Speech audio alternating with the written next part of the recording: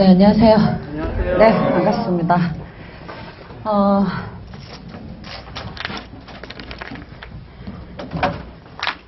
저희가 한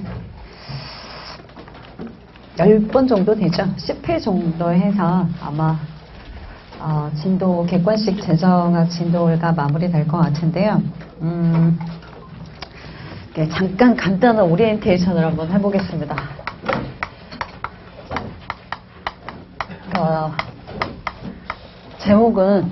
오리엔테이션 제목은 객관식에 임하는 자세입니다. 네. 굉장히 주제가 굉장히 무겁습니다. 죄송한데 그래야지 합격을 하실 수 있어서 객관식에 임하는 자세는 합격을 위한 자세라고 생각하시면 될 것 같고요. 다른 거 없습니다. 저희가 재정학은 워낙 혼자 공부하기 힘든 과목이다 보니까 제가 기본 강의를 진행을 할 때는 복습 위주로 이렇게 공부를 해달라고 말씀을 드렸는데 객관식은 복습 위주로 하시면 안 되고요. 반드시 예습 위주로 하셔야 됩니다. 모든 객관식이 다 똑같습니다, 여러분. 예습 위주로 공부를 한다라고 생각을 하시고요. 예습을 하실 때 기본 내용을 다시 한번 꼭 읽어보셔야 돼요.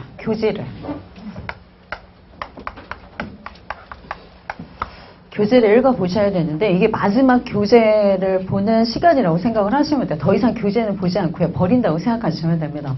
기본 교재는 마지막으로 보는 거고요. 사실 기본 교재를 내가 다시 막 꼼꼼하게 읽을 시간은 없습니다. 별표를 쳐진 거 중심으로 좀 읽어보고 타이틀 보고 어떤 내용이 구성이 되었나. 근데 별표 돼 있는 거 읽어봤는데 내용이 잘 모르겠어요. 그러면 다시 한번 빠른 속도로 기본 내용도 좀 습득을 해보시고 이런 시간을 제가 봤을 때는 제가 특정 진도를 어디까지 나가겠습니다 라고 먼저 말씀을 드릴 거예요. 그러면 거기에 관련된 내용을 최소 2시간을 보셔야 돼요. 기본 내용을 최소 2시간. 시간도 정해드립니다. 안 정해드리면 또 안 하니까 2시간 정도 본다 이렇게 생각을 하시고 이렇게 생각하시면 돼요. 재정학은 내가 그러면 수요일 저녁에 기본 이론을 보겠다. 그리고 목요일 날은 문제를 풀겠다. 이런 식으로 나름 이렇게 전략을 좀 짜셔야 돼요. 일요일은 그냥 아무것도 하지 마시고 쉬겠다. 이렇게 생각하시고 주중에 좀 끝내는 방향으로 하시는 게 좋습니다.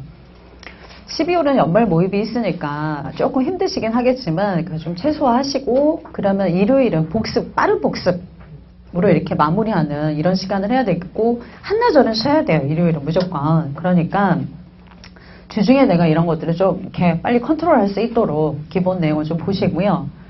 이 시간을 제가 좀 줄여드리기 위해서 요약집 제가 쓴 요약집이 있잖아요. 갖고 계신 분 한번 이렇게 들어봐 주시겠어요? 초록색? 체크 포인트? 네. 저게 있습니다. 시간을 줄여주기 위해서 제가 쓴 건데, 저게, 자, 진짜. 들어보세요. 높이 들어봐 주세요.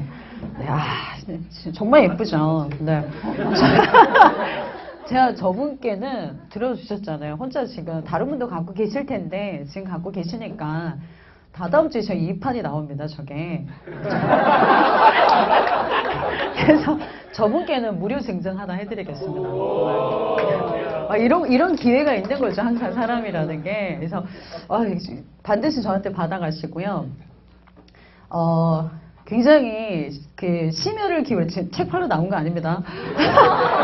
굉장히 오랫동안 교정을 봐서, 사실 굉장히 빨리 내려고 했는데, 교정을 꼼꼼하게 보다 보니까, 정말 무결점에 도전한다. 마치 현재가치법처럼 재정하게 현재가치법처럼 무결점에 도전하려고 계속 교정을 보다 보니 굉장히 오래 걸렸어요. 그래서 어제 인쇄소에 넘어가서 아마 다음 주 토요일은 좀 힘들 것 같아요. 왜냐하면 색을 5도를 넣었기 때문에 일주일 만에는 안 나온대요.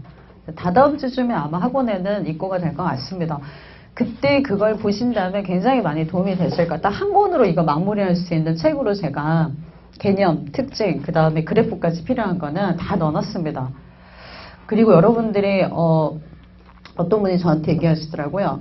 가격 효과 너무 헷갈리는데 맨 뒷페이지 한번 정리해 실어주세요. 제가 다 실어놨습니다. 한 3페이지 정도 해서 가격 효과만 싹 추려가지고 암기하시라고 이것도 따로 해놨고요.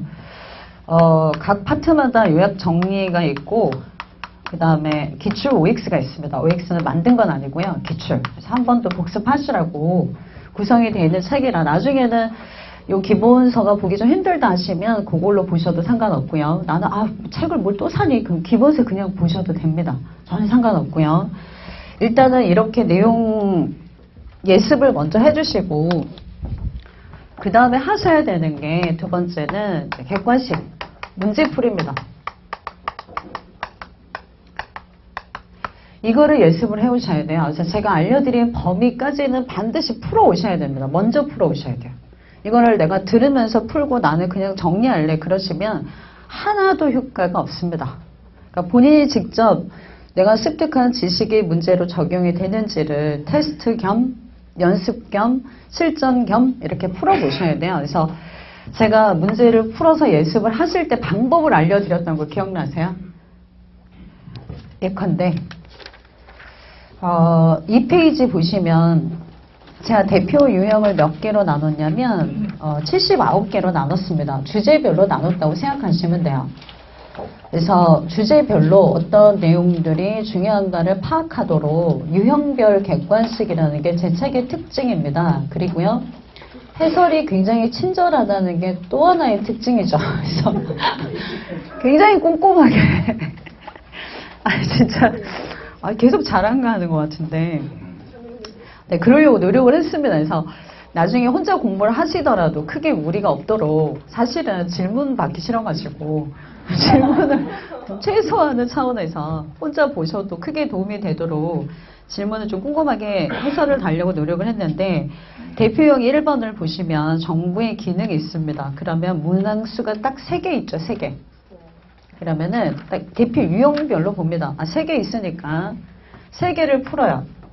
이때 한 문제당 1분씩 3분 안에 이 문제를 푼다고 생각하시고 바로 푸셔야 돼요. 시작, 끝 이렇게. 그러니까 재정학을 문제를 풀어오는 예습 시간은 별로 안 걸린다는 얘기입니다. 그래서 3문제 푸시고요. 초시계를 놓으시고 재세요. 시간을. 3분 지났네. 그럼 멈추셔야 돼요. 그럼 내가 몇 개나 풀었을까? 몇 개를 못 풀었을까? 이거 연습을 하셔야 된다는 얘기예요. 그리고 나서 답을 맞춰봅니다. 그래서 이건 맞았구나 틀렸구나 이거를 약 3문제면 마찬가지로 한 5분 정도 다시 읽어보시는 거예요. 그래서 대표 유형별로 이렇게 예습을 하시면 됩니다. 그 다음에 대표형 2를 보시면 여기는 뭔가 쪼갤 게 별로 없어서 분량이 굉장히 많아졌습니다. 파레토의성은 쭉 넘겨봅니다. 1번부터 보니까 문제가 굉장히 많습니다. 16번까지 있네요. 그 16번까지 있다면은 몇 분 정도 주면 될까요? 20분? 15분이요? 좀 더 줄일까요? 20분. 뭐 본인이 그거는 2, 3분 정도는 가감하셔도 상관은 없습니다. 그러면 다시 심호흡을 하시고 내가 헤드폰을 무음으로 해놓으시고 20분 동안 다시 16문제를 쭉 푸셔야 돼요. 쭉. 야, 맞든 틀리든 쭉 풀어가는 연습을 하시라는 얘기예요. 이거를 하다가 멈추고 또 한숨 한번 쉬고 눈이 올 것 같은데 내 이거 풀고 있어야 되나 이러시면 안 되고요. 그냥 맞든 틀리든 쭉 풀어 나가시면서 연습을 하셔야 돼요. 본인이. 우리가 시험장에 가면 여러분 80문제를 한 번에 들어갔을 때 한 텀에 다 푸셔야 되잖아요. 그거처럼 연습하신다고 생각하시고 그 연습을 스스로 하셔야지 학원에서 시켜주지를 못합니다. 그러니까 20분 동안 푸시고 답 체킹합니다. 다시 읽어보시고요. 이게 이제 예습이에요. 읽어보시고 내가 뭘 틀렸구나 이런 거 좀 확인하시고 20분 동안 푸셨으면은 이제 확인하는 시간은 요거에 한 3분의 2 정도 시간을 쓰신다고 생각하시면 돼요. 확인하시고 그 다음에 내 이런 부분이 약하구나. 거기 틀린 거는 꼭 동그라미 쳐두시고 틀린 번호에는 그 다음에 다시 풀어야 되거든요. 요거는 어떤 분이 있냐면 틀린 거 동그라미 쳐놨어요. 이건 맞았고요. 2번이 틀렸어요. 근데 다음에 보잖아요. 그러면 이 맞은 것만 풉니다. 사람들이. 맞은 거는 다시 볼 필요가 없습니다. 여러분. 근데 찍어서 맞춘 문제도 있어요. 그런 건 다시 동그라미 치셔야 돼. 이건 내가 알아서 맞춘 게 아니라서. 그럼 답을 모르면 어떻게 해요? 찍으셔야 돼요. 시험장처럼 찍는 연습도 하나의 기술입니다. 찍는 것도. 그래서 감각을 키우시는 게 중요하기 때문에 모르면 모르는 대로 찍어서라도 답을 내시고 넘어가시는 연습을 하셔야 돼요. 이렇게 쭉 제가 원하는 진도까지 예습을 해오는데 걸리는 시간은 제가 봤을 때 한 3시간 정도 걸립니다. 이렇게 풀면. 사실 이렇게 풀고 읽어보는 시간을 최소화하잖아요. 그럼 3시간도 안 걸려요, 사실은. 그래서 나 읽어보고 오는 시간이 좀 부족한데 이 부분은 내가 도저히 못 풀겠는데 그런 게 보여요. 그럼 이런 건 내가 중점적으로 수업 시간에 가서 강의를 들어야겠다. 이렇게 체킹해두는 거죠. 왜냐면요. 제가 3시간 동안 진도 나가는 걸 다 이해하고 집에 가실 수는 없거든요. 쉬운 건 좀 뇌를 비우면 듣고 좀 이거 내가 자주 틀리는 것들인데 이건 좀 어려운데 하는 건 좀 집중해서 들으시고 이렇게 강약을 뇌를 조절할 수 있는 그런 스스로 사전 점검을 하신다라고 생각을 하시면 됩니다. 그래서 이렇게 해서 예습을 해오시고 끝나면 복습을 하시는데 복습은 1시간이면 충분합니다. 복습 시간은 이제 내가 들었던 거를 그 중에 이런 것들은 새로운 건데 이렇게 하라고 하더라. 이건 내가 기존에 잘 몰랐던 건데 이번에 알게 된 것들 다시 정리하는 시간이면 충분합니다.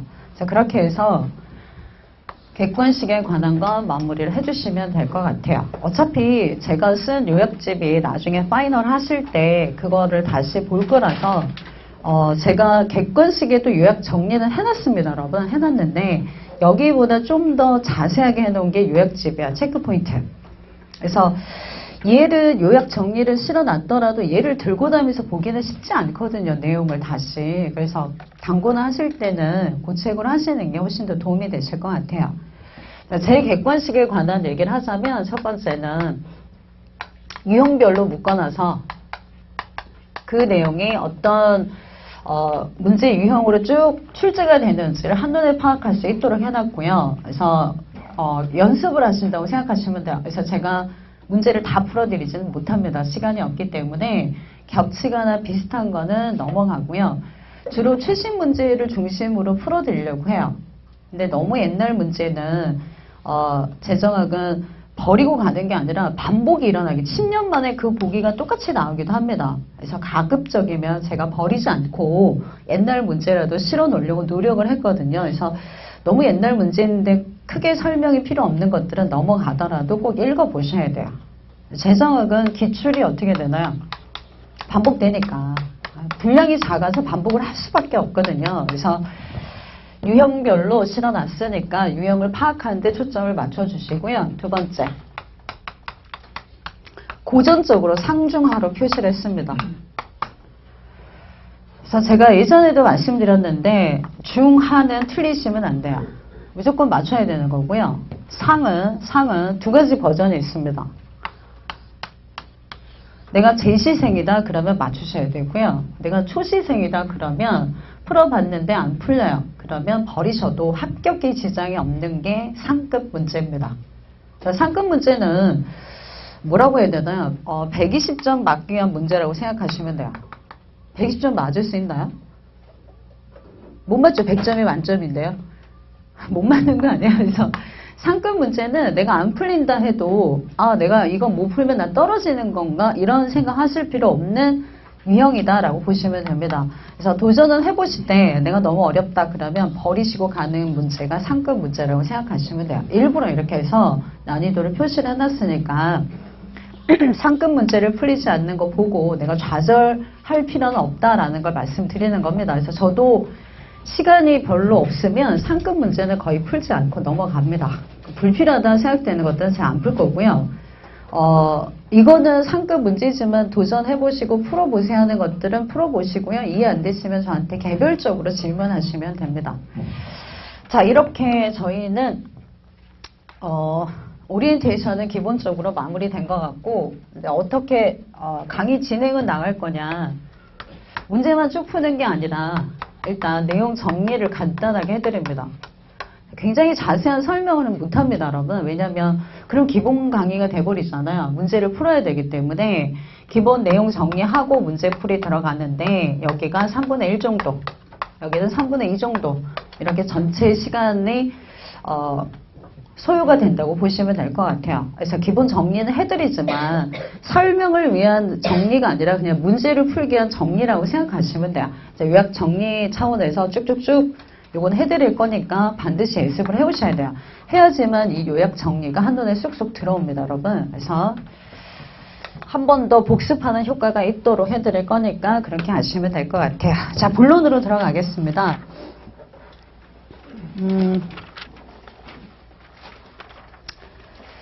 자, 이 페이지를 보시면 재정학의 기초하고 나와 있는데요.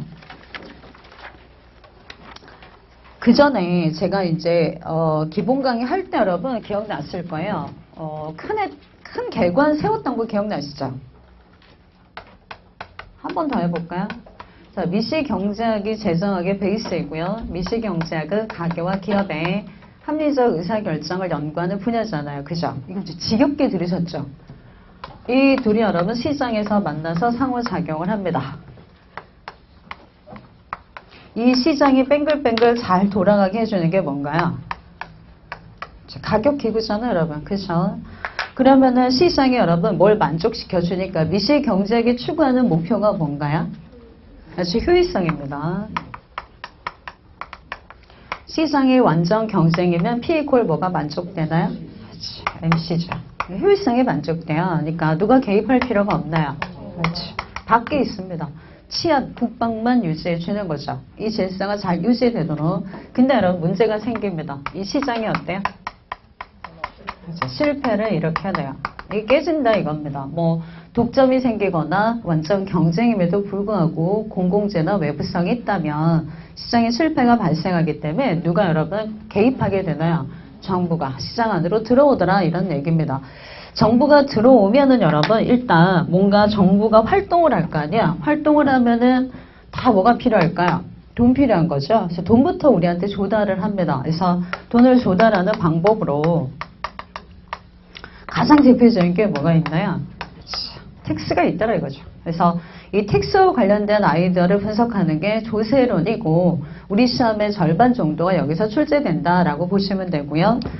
우리의 대표 유형으로 보자면 파트 4부터 32 대표 유형부터 거의 대부분 64까지가 조세에 관련된 아이디어라고 보시면 됩니다. 그래서 조세를 거둘 때는 어떻게 걷어야 돼요? 그렇죠. 공평성을 만족하도록.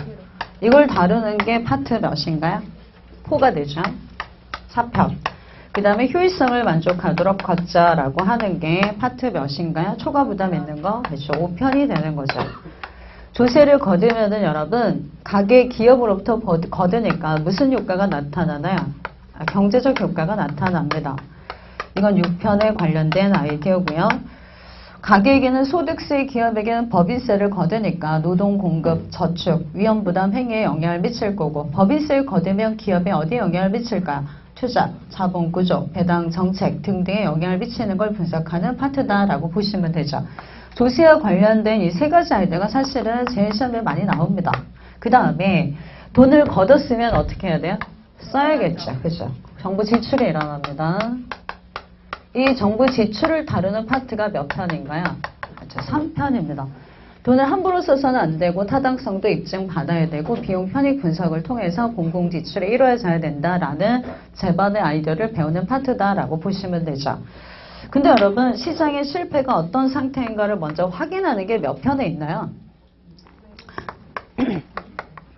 실패가 아니라면 시장의 성공일 거고 이 성공을 다루는 확인하는 파트가 1편에 파레토 이상에 있습니다.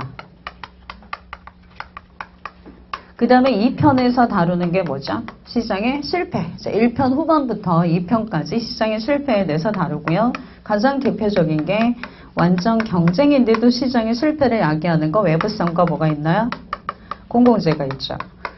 그 다음에 시장에서는 여러분 공공재가 사실 공급이 돼야 안 돼요?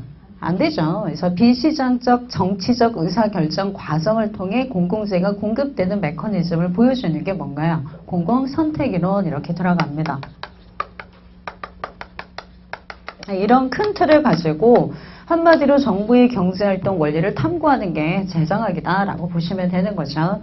그럼 여러분 정부가 추구하는 기능은 몇 가지인가요? 3개. 첫 번째는요? 효율성. 두 번째는요? 공평성. 세 번째는요? 경제 안정화. 이 3가지 아닙니까? 그렇죠? 근데 여기서는 지금 거시적 측면이 정확하게 보이나요? 안 보이나요? 거의 보이지 않는 거죠. 그래서 거의 미시적 효율성에 초점을 맞춘다라고 보시면 되고요. 저 파트 7에 가면 여기 조세와 공평성 말고 조세와 무관한 공평성에 관한 제도가 여러분 기타 주제에서 다시 한번 배우게 되죠. 기타 주제 7편에서는 크게 카테고리가 몇 개인가요? 4개 아니야? 첫 번째는요? 소득 분배. 두 번째는요? 공공요금. 세 번째는요? 그렇죠. 공채 경제적 효과. 그 다음에 네 번째는요? 지방재정. 이렇게 크게 4가지로 나누어집니다. 그래서 소득 분배와 관련된 아이디어는 이 7편에 가서 다시 한번 크게 다룬다라고 보시면 될 것 같아요. 자, 큰 틀은 이렇게 구성이 되어 있고요.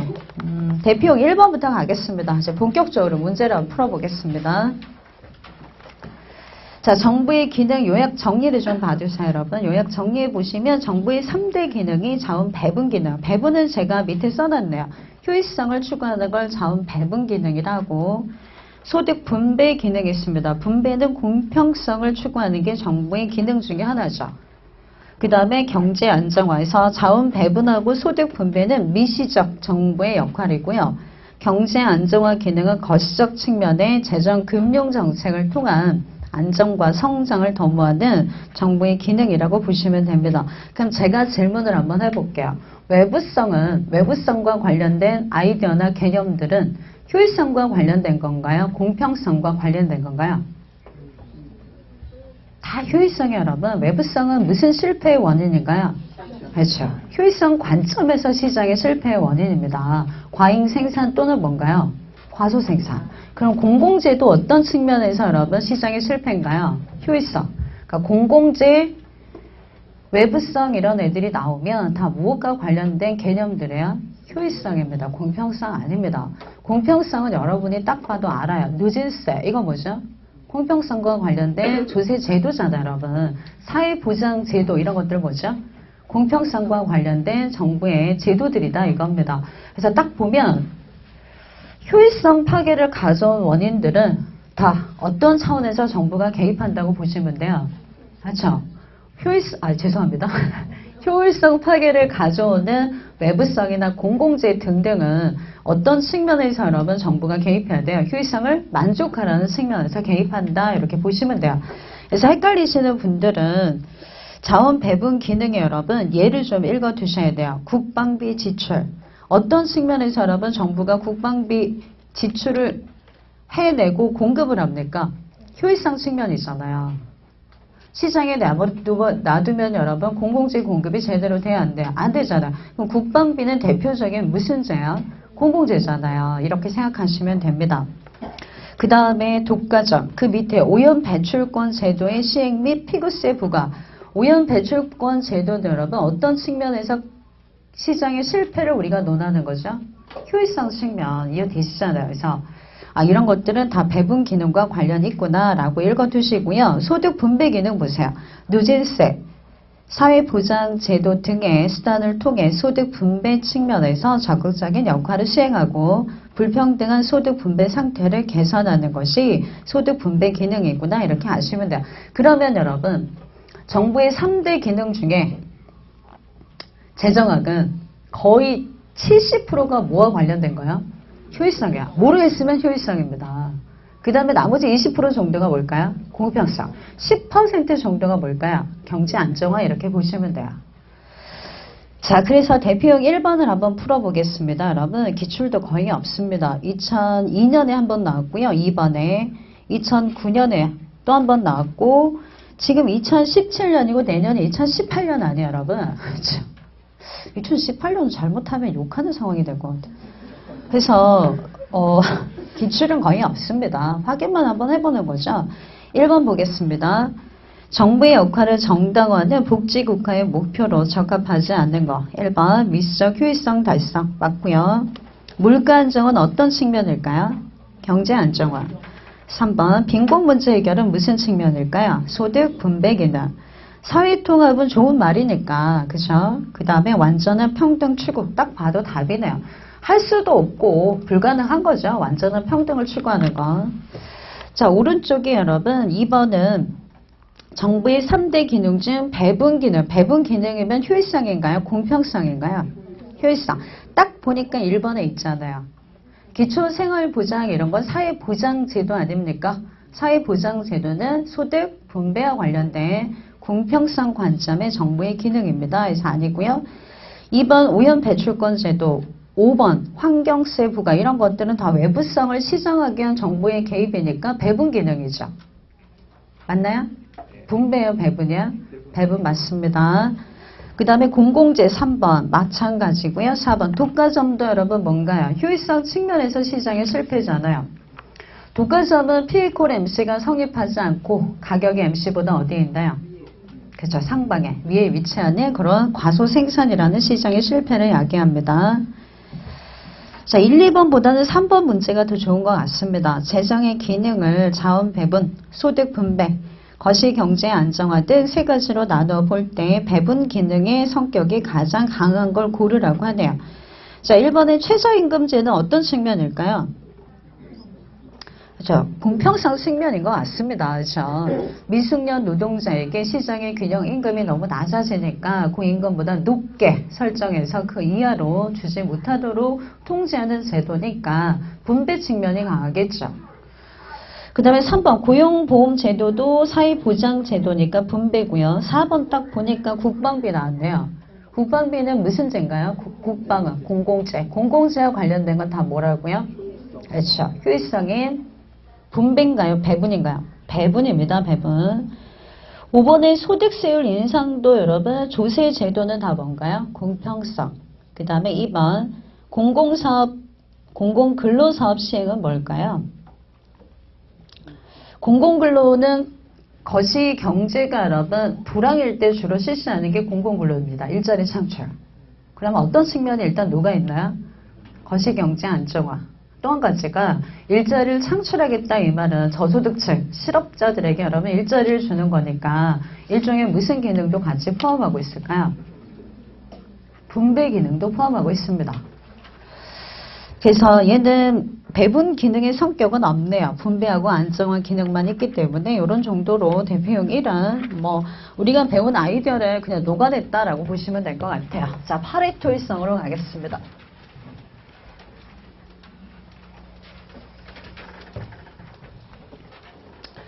자, 파레토일성이 2016년에 출제가 되고요. 올해 안 됐습니다. 올해 출제가 없었고요. 2014년에도 출제가 됐었고요. 지금 분석을 해보니까 2011년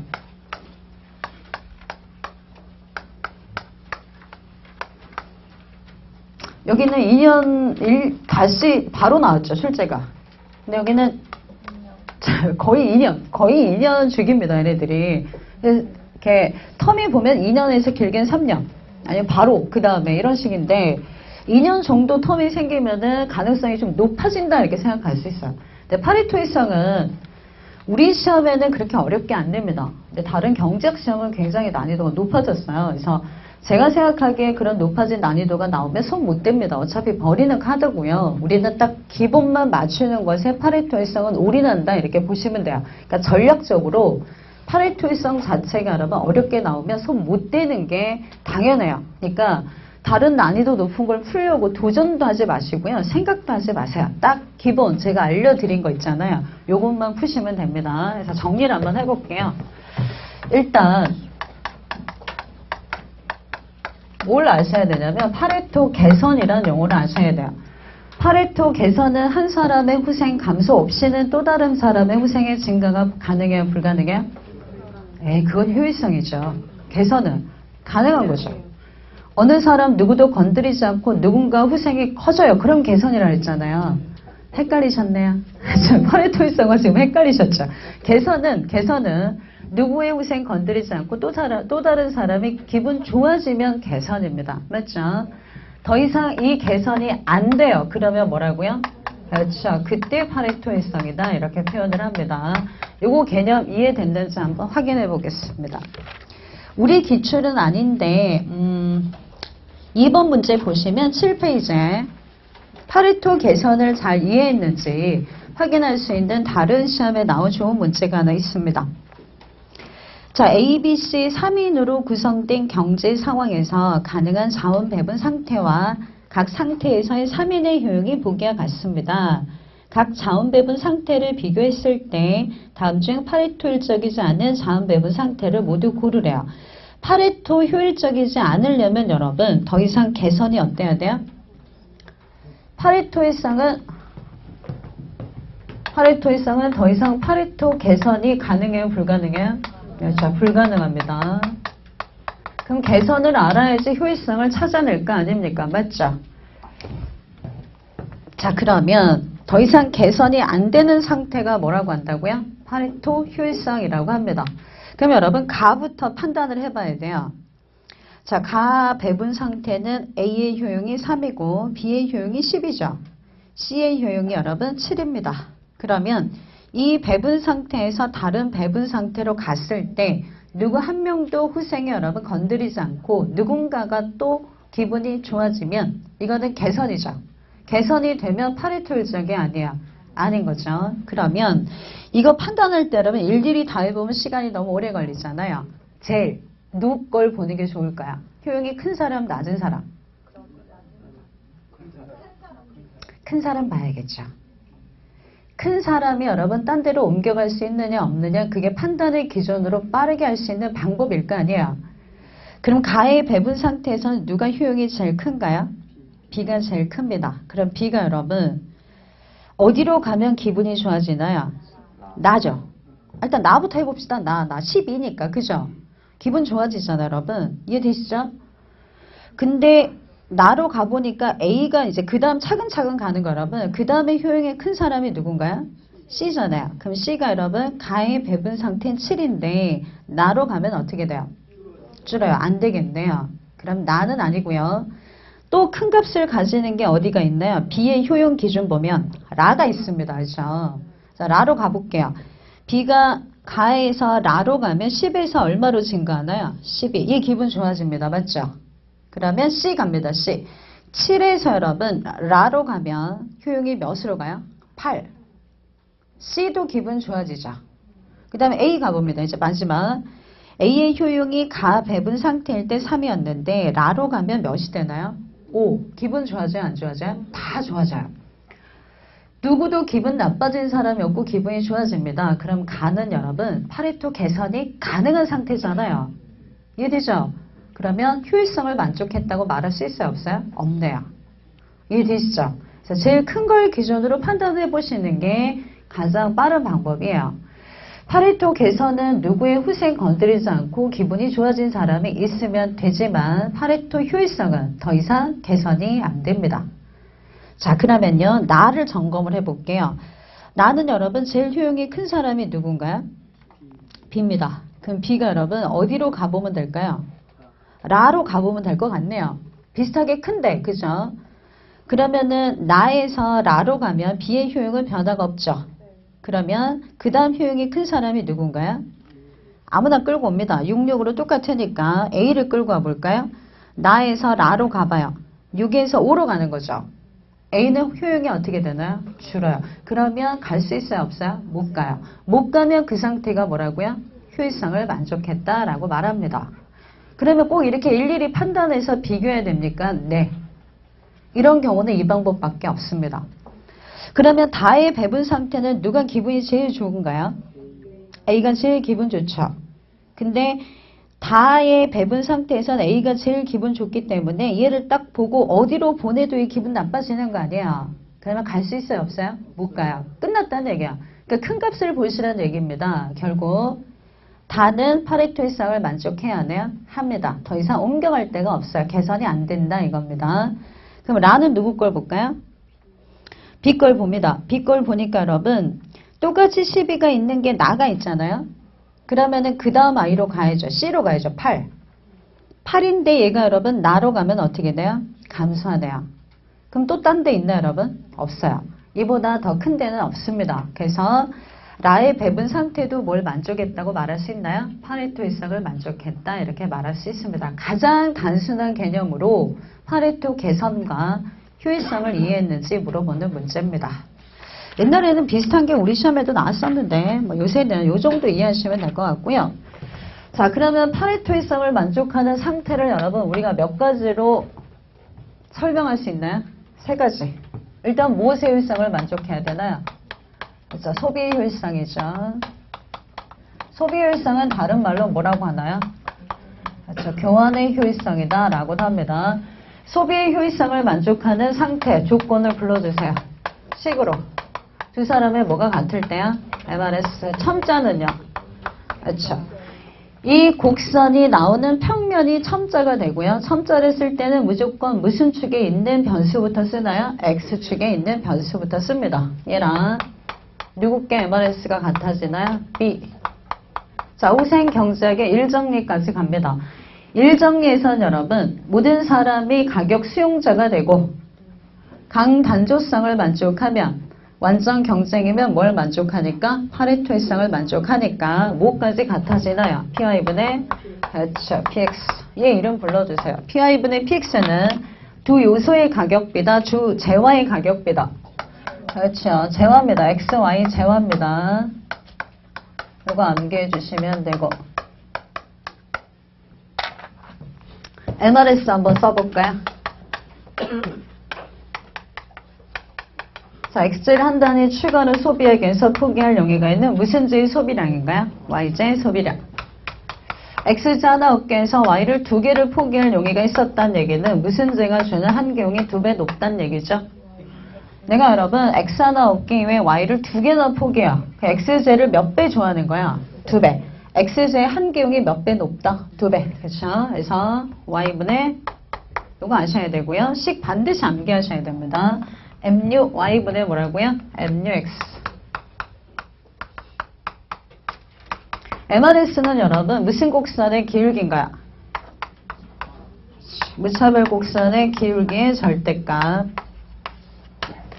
MRS는 여러분 어떤 의미를 갖고 있냐면 클수록 그렇죠. X제를 선호한다라는 선호 체계를 보여줍니다. MRS가 크면 여러분 X제를 좋아하고요. 상대적으로 MRS가 작으면 무슨 제를 좋아하나요? Y제를 좋아하는 선호 체계를 보여주는 게 MRS입니다. MRS. 두 재화의 선호 체계를 보여준다. 이렇게 아시면 되고요. 우리가 만약에 여러분 MRS A가 더 크다. 그럼 누가 X제를 선호하나요? A가. 얘는요? 오호. 얘는 Y제를 선호합니다. 그러면 시장에서 내버려 둬도 둘이 알아서 뭘 한다는 거죠? 교환하는 거죠. 그렇죠? 그래서 무엇의 효율성이라 하나요? 교환의 효율성. 얘는 무슨 제를 A는 줄까요? Y 주고 뭘 받아오는 거죠? X를 받아오면 둘 다 기분이 나빠진다, 좋아진다? 좋아진다. 두 사람이 여러분 어디에서 교환이 일어날 때 둘 다 윈윈이 돼요. MRS 사이에서 교환이 일어날 때 둘 다 기분이 좋아지는 겁니다. 됐고. 자, 그래프를 한번 그려보겠습니다. 제일 쉬운, 여기가 제일 쉬운 파트 아닙니까? 지겹죠, 여기요. 일장을 제일 열심히 공부하시잖아요, 원래. 아니에요? 여기 X, Y. 그 다음에 두 사람이 등장해야 됩니다. 원점에서. 그래서 A, B죠. 두 사람의 무차별 곡선이 여러분 MRS가 같다라는 말은 두 사람의 무차별 곡선이 어떻게 되는 거죠? 접합니다. 그렇죠? 그런 점들을 연결합니다. 이게 이름이 뭐죠? 계약곡선입니다. 소비 계약곡선이라고도 하고 그냥 계약곡선이다라고도 씁니다. 계약곡선은 소비 효율성을 만족하는 점들의 궤적이다. 맞나요? 맞습니다. 그렇죠? 그거 암기하고 계셔야 되고요. 자, 원점도 효율성을 만족하나요? 네. 맞죠? 그 제가 복습해 오시라는 거예요. 굉장히 빠른 속도로 나가기 때문에 이것만 하다 보면 우리 문제 못 풀어요. 자, 원점도 효율성을 만족해요. 여기는 우리 사회에 있는 모든 X, Y제를 누가 독식하고 있나요? B가. 그렇죠? 뭘수록 다 먹는 거죠. 얘는 누구의 원점? A의 원점. 원점은 아무것도 못 먹는다는 뜻입니다. 이해되시죠? 제로, 제로니까. 그러면 이 점은 누가 독식하고 있나요? A가 자기는 뭘수록 많이 먹고 있다라고 보시면 됩니다. 자, 그러면 얘는 여러분 계약 곡선인데 무슨 공간에 나타낸 소비의 효율성의 그래프인가요? 재화 공간, 그렇죠. 여기 좌표 평면을 읽으시면 돼요. 자, 소비 효율성을 나타내는 재화 공간을 무슨 공간으로 옮길 수 있을까요? 효용 공간으로 옮길 수가 있습니다. 왜요? 소비하면 효용이 느껴지니까. 그러면 편의상 A의 효용은 X축, Y의 효용은 Y축에 쓰기로 약속하고요. 요 계약 곡선 상의 점을 효용 공간으로 옮깁니다. 여러분, 꾸불통한 곡선이 나오죠. 얘 이름이 뭔가요? 효용 가능 곡선이 되는 거죠. 효용 가능 곡선입니다. 자, 지금 암기해야 되는 거 몇 개 나왔을까요? 이거 맞아요.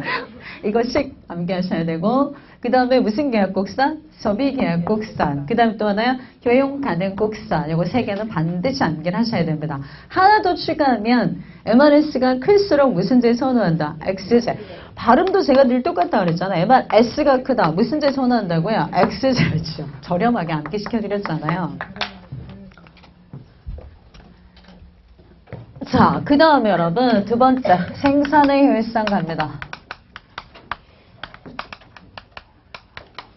자, 생산의 효율성은 여러분 한 재와 생산을 증가시키지 않고서는 다른 재와 생산을 어때요 여러분? 아니, 감소시키지 않고 다른 재와 생산을 증가시킬 수 없게 요소의 투입이 다 일어난 상태입니다.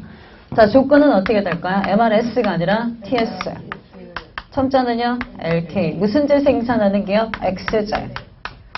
또 MR, TS, LK, YJ 생산 기업입니다. 읽어주세요. 한계, 기술, 대체, 율입니다.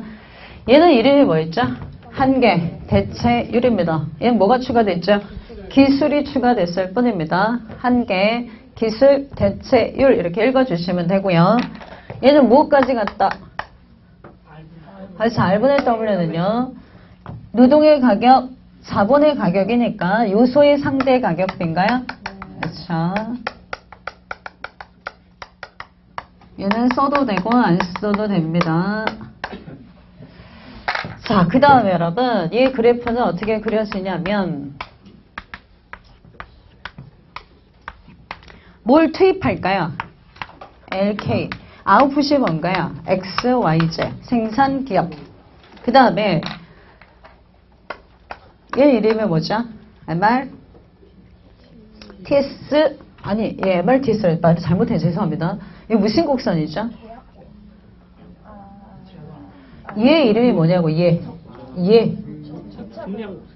등량 곡선이죠. 얘 이름이 뭔가요? 아, 제가 지칭하는 위치가 좀 이상합니까? 이거 말고요. 이거야. 무차별 곡선이죠. 얘는요?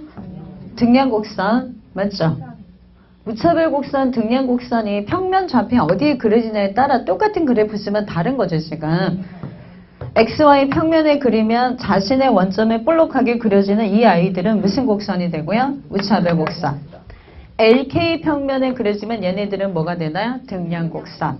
왜? 등량 곡선이 접하는 점의 궤적이다라는 표현 아셔야 되니까. 그러면 생산의 효율성은 이게 뭔가 여러분? 등량 곡선의 기울기잖아요. 등량 곡선의 기울기와 같단 말은 등량 곡선이 어떻게 돼야 돼요? 접해야죠. 이 이름이 뭔가요? 노란색? 예. 계약 곡선이죠. 똑같습니다.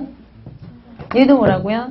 계약 곡선. 얘도 뭐죠? 계약 곡선. 똑같습니다. 단 무슨 측면의 계약 곡선일 뿐이야? 생산. 생산은 주기도 하고 안 주기도 합니다. 계약 곡선은 똑같고.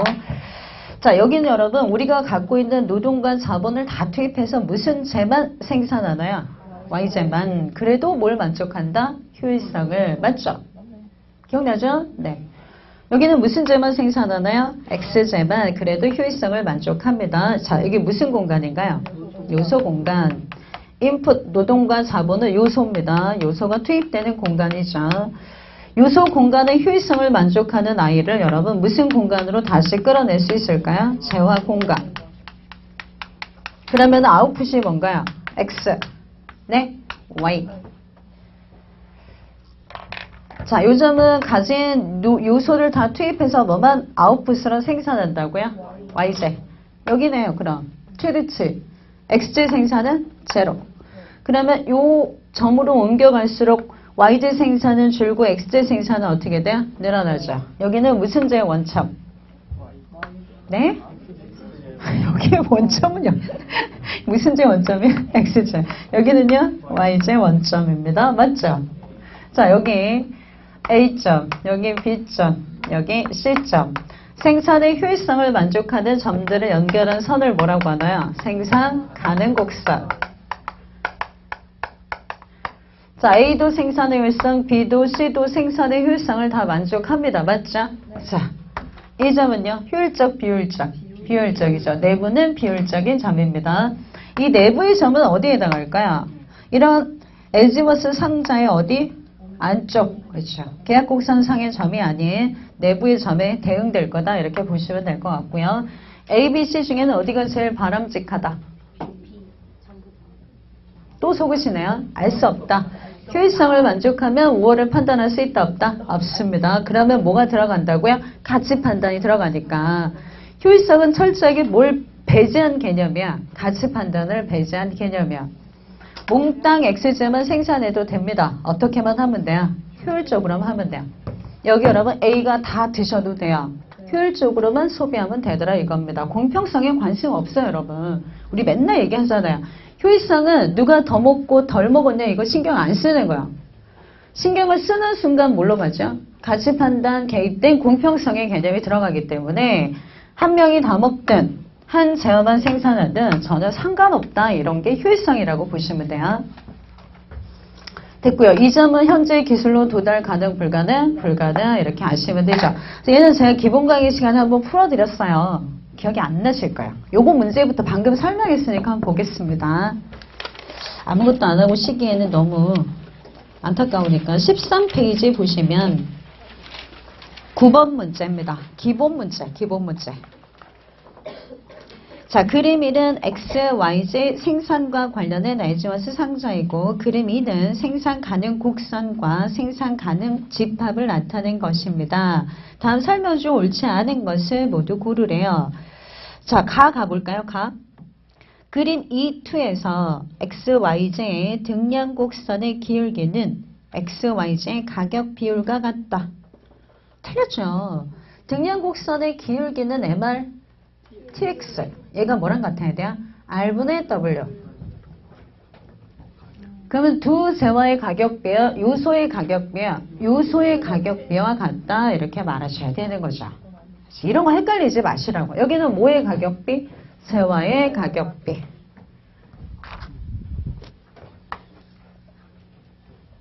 자, 그래서 제 체크 포인트 보면 이렇게 제가 동그라미 막 쳐놨습니다. 헷갈리지 마시라고. 그래서 가는 틀렸고요. 점 E1은 점 A와 같이 생산 가능 곡선 아래의 점에 대응되나요? 맞습니다. 왜요? 생산이 비효율적인 점이니까. 점 B에서는 두 재화의 기술적 한계 대체율이 동일하다.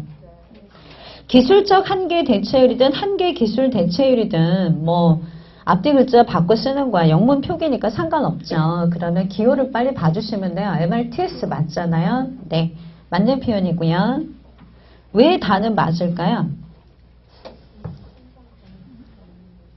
계약곡선상의 점이고 딱 봐도 그림이 둘이 접하고 있잖아요. 그죠? 자, 라 갑니다. 그림 1에서 이 투와 같이 두 등량곡선이 접하는 점들을 이어놓은 선을 계약곡선이란다. 맞죠? 그림 1의 두 원점 OX와 OY는 생산 가능 곡선상에 있지 않다. 있죠. 원점도 효율성을 만족하는 생산 가능 곡선상에 위치합니다. 자, 한 장을 넘기시면 우리 기출 10번 문제에 생산 가능 곡선이 단독 출제가 나와 있습니다. 자, 사적제 X와 공공제 Y만을 생산하는 어느 경제의 생산 가능 곡선입니다. 이를 통해 알 수 있는 사실이 아닌 것. 1번 점 B, 점 C는 생산의 효율성이 달성된 상태를 의미한다. 맞나요? 네, 어디도 가능해요? D도 가능합니다.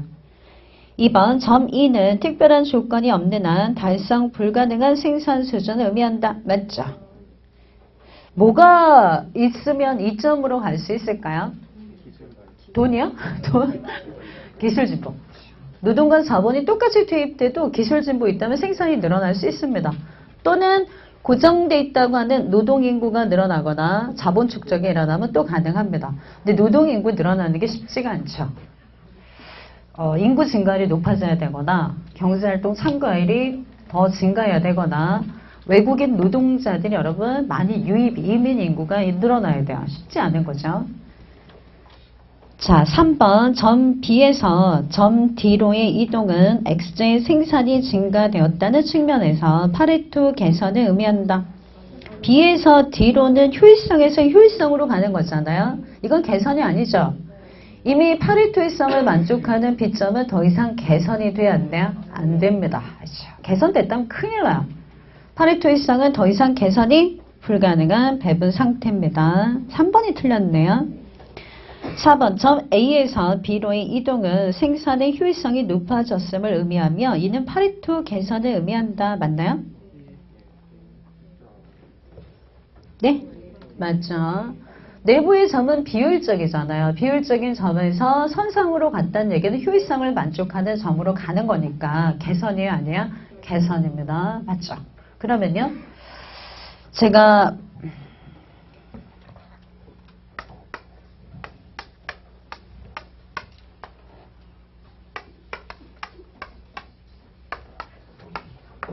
자, B에서 D로 가는 건 효율성 선상의 이동이잖아요, 여러분. 근데 A에서 B로 가는 건 비효율성이 효율성이 되는 조건이죠.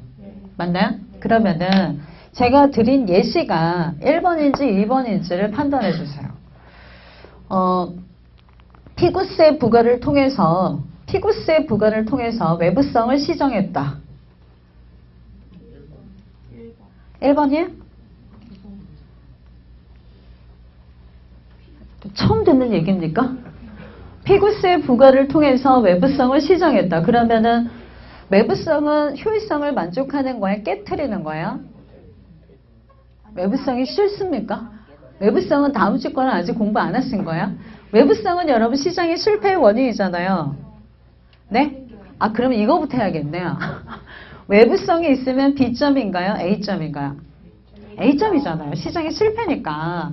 여러분 시장의 실패는 어떤 측면의 외부성은 시장의 실패라고 아까 제가 말씀드렸어요. 효율성. 그러면은 외부성이 있으면 생산 가능 곡선 내부일까요? 선상일까요? 내부죠, 내부. 이해되죠? 생산 가능 곡선 내부라는 건 시장의 실패 상태 여러분. 효율적이요? 비효율적이요? 비효율적이란 말이에요. 아, 그거부터 해야 됐었네요. 자, 그러면요. 공공재가 있습니다, 여러분. B예요? A예요? 아, B가 여기 알았어요. 여기 생산 가능 곡선이 있고요. A입니다. 공공재의 경우에는 A점에 해당해요? B점에 해당해요?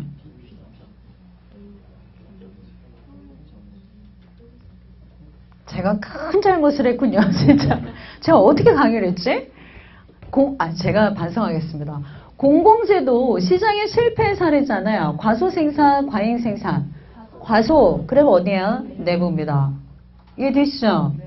아, 그럼 시장의 실패의 효율성 관점에서 시장의 실패는 다 내부의 점에 해당하는구나. 이렇게 아셔야 돼요. 그러면 독점이에요? B예요? A예요? 이제 이해되셨죠? A입니다. A. 시장의 실패예요. 그러면은 독점에게 여러분 규제를 가했습니다. 그래서 효율성을 만족하도록 했어요. 그럼 어디로 갈까요? B. 선상으로 간다. 이런 뜻입니다. 이해되시죠? 피구세를 부과했다. 그럼 뭘 만족해요? 효율성을 만족하니까 A점에서 어디로 이동해 갈까요? B. 효율성을 만족하는 선상으로 이동해 간다. 이렇게 아셔야 돼요. 그러니까 우리가 배운 모든 시장의 실패는 생산 가능 곡선 어디에 해당한다고 생각하시면 돼요. 내부에. 그럼 외부 경제 좋은 거는 과잉 생산인데 그래도 마찬가지인가요? 네. 외부 경제든 불경제든 시장의 실패면 다 어디에 해당해요? 내부에. 바깥쪽은 생산이 불가능하니까. 그럼 바깥쪽 아닙니까? 과잉 생산이니까 그런 거 아니에요. 여기는 도달 불가능해요. 여건이 변하지 않는 이상. 시장의 실패. 피구세 부가 어디로 간다고요? 선상. 저라면 이런 문제를 낼 것 같아요. 경제학은 이런 문제를 다 냈어요. 선상으로 가면 피구스의 부가시 선상으로 간다. 이런 거죠. 자, 그 다음에 5번입니다. 점 B는 점 D보다 큰 정부를 의미한다. B가 저 위쪽에 있었군요. 자, 점 B는 D하고 비교를 했네요. 여기 지금 D, 여기가 B입니다. 상관없고요. 보니까 여기를 사적제라고 줬고요. 맞죠? 여기를 공공제라고 줬습니다. 그래서 보기 5는 의미가 있는 보기가 아닙니다. 이 점에서 여기로 갔다는 얘기는 사적제를 줄이고 무슨 제 생산을 늘렸을까요? 공공제. 그러니까 누구의 여러분 개입의 강도가 세졌을까요? 정부가 라는 의미 정도밖에 해석이 없습니다. 논리가 없는 아이죠. 그냥 평면을 주고 그렇게 해석이 가능하다 이런 뜻입니다. 여기가 만약에 공공제가 되면 반대가 되겠죠. 그래서 1, 2, 3, 4번만 10번은 잘 아시면 될 것 같고요. 11번은 연습용입니다, 여러분. 에지오스 상자 안쪽의 한 점은 생산 가능 곡선 선상과 내부의 점에 대응된다는 걸 연습하시라 이겁니다. 아시겠죠? 네. 집에 가서 연습하시고요. 자, 소비효율성을 지우면 안 되니까 한 문제만 더 풀고 쉬겠습니다. 6페이지 1번 가겠습니다. 6페이지 1번. 6페이지 1번입니다. 대표 유형입니다. 자, 다른 조건이 동일할 때 A에게는 X제 한 단위가 추가 감소된 경우와 YJ 두 단위가 추가 감소된 경우에 동일한 효용의 증감이 나타나고요. B에게는 YJ 한 단위가 추가 감소된 경우와 X제 세 단위가 추가 감소된 경우에 동일한 효용의 증감이 나타난대요. 다음 중 옳은 것을 고르라고 했네요. 그러면 조건을 지금 뭘 준 건가요, 여러분? 여기 보세요. 소비 측면을 준 것 같고요. 소비 측면은 두 사람의 MRS가 같은지 확인해야 되는데 MRS는 개념이 몇 개가 있나요? 하나, 두 개가 추가로 있네요.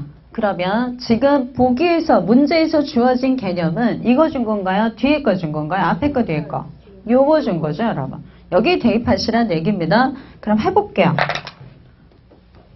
이거 진짜 오해하시는 분들이 많은데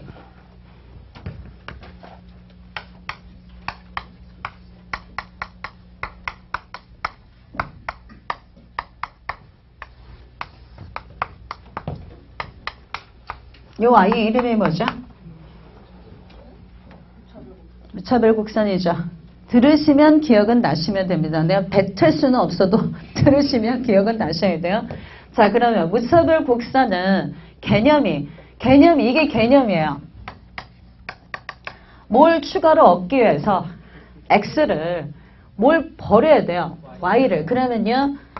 이렇게 갑니까? 이렇게 갑니까? 1번이에요? 2번이야? 3번 드려요. 몇 번일까요? 자, 개념 다시 갑니다. X를 얻기 위해서 뭘 버려야 돼요? Y를. 이게 개념이라고 여러분. 그러면 몇 번에서 1번이죠. 여기로 가야지. Y를 버리고 뭘 얻는 거야? X를. 이게 이미 개념으로 얘네들이 딱 정의를 내려놨어요, 여러분. 뭘 얻기 위해서 포기해야 되는 Y장이에요. X를 얻기 위해서. 그러니까 경제학은 제가 늘 말씀드렸지만 얻는 게 포인트인데 뭐의 비용으로 항상 표현해요. 표현을. 기회비용. 포기한 걸로 늘 표현한단 말이에요. 얻는 건 뭔데? X인데. 갖고 싶은 건 X인데 그걸 위해서 포기해야 될 게 반드시 있단 말이에요. 그 양으로 기회비용으로 표시하는 게 재정학이나 경제학의 특징이에요. 그러면 2번이 아닙니다. 이렇게 가야 돼요. 무조건. MRS의 정의는 이렇게 내려가는 거예요. 그러면요. 얘는 트릭을 쓴 거예요.